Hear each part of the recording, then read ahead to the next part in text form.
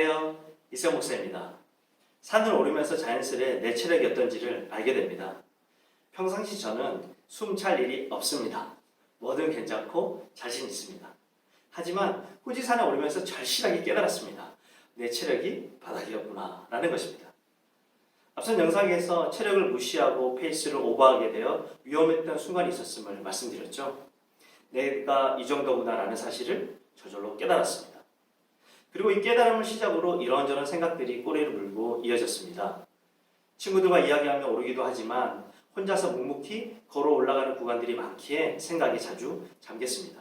특히 지금 내가 마주하는 현실을 좀 더 객관적으로 살펴보려고 하고 상황에 대해 어떻게 대처할 것인지 마음의 상태까지도 천천히 살펴보는 일로 이어졌습니다.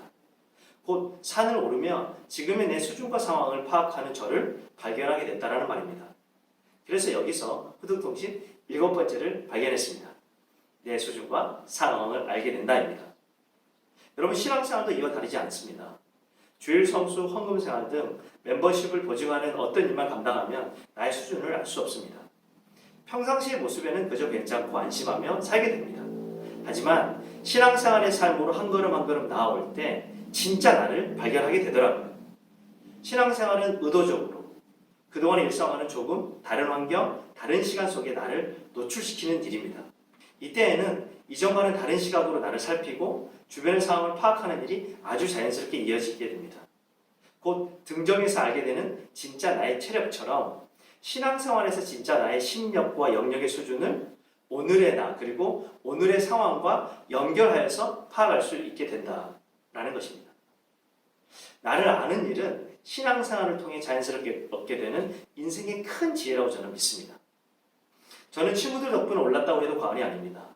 곳곳에서 만나는 어려움들을 등산의 고수인 친구들이 그때그때 잘 안내해주고 도와줘서 가능했습니다. 그런데 그 친구들은 또 제 덕분에 올랐다고 전해줬습니다. 제가 산 아래에서 일어나는 숙소, 식당, 버스 루트 등을 감당했거든요. 이것만이 아닙니다.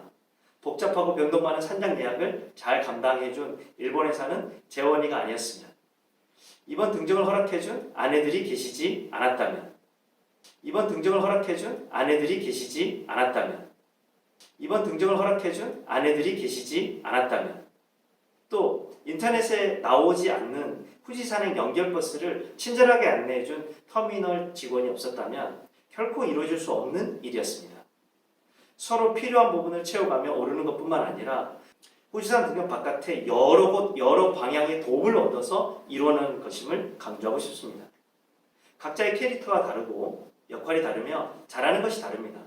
각자의 부족함을 서로의 강점들로 채워서 선함을 이루어내는 일을 경험하는 등정이었습니다. 신앙생활도 마찬가지입니다.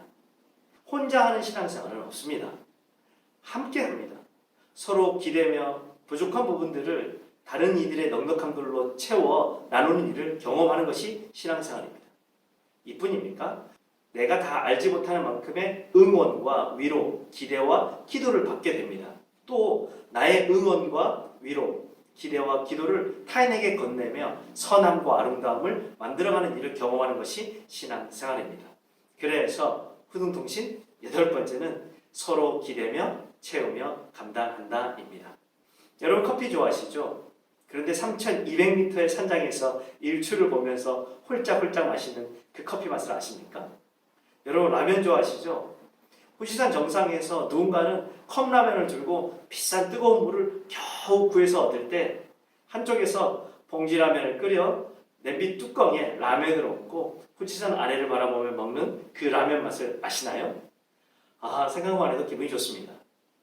저는 후지산 정상에만 오를 줄 알았지, 그저 산장에서 하룻밤을 지낼 줄만 알았지, 일출과 함께하는 커피는, 정상에서의 봉지라면은 전혀 기대하지 않는 놀라운 은혜였습니다. 후지산 등정 일정에 없던 일이었습니다. 1도 기대하지 않은 일이었습니다. 그런데 그 일을 경험했고 저의 인생 커피, 인생 라면으로 기억되고 있습니다.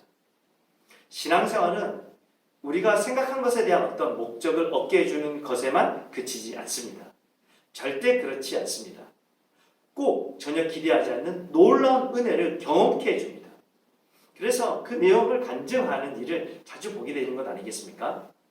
은혜는 기대 이상, 결과를 뛰어넘는 어떤 것, 나의 의도와 수고와는 상관없이 굉장히 나를 만족해하며 즐겁게 하는 현실을 마주할 때 쓰는 말로 저는 이해하고 있습니다. 신앙생활은 어쩌면 이 예측 불허의 은혜가 꼭 경험되는 이름을 말씀드립니다.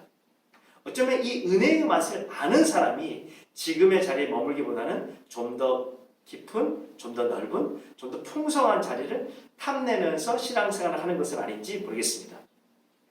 그래서 여기서 호등통신 9번째입니다. 전혀 기대하지 않는 놀라운 은혜가 준비되어 있다는 것입니다. 오늘의 호등통신을 정리합니다.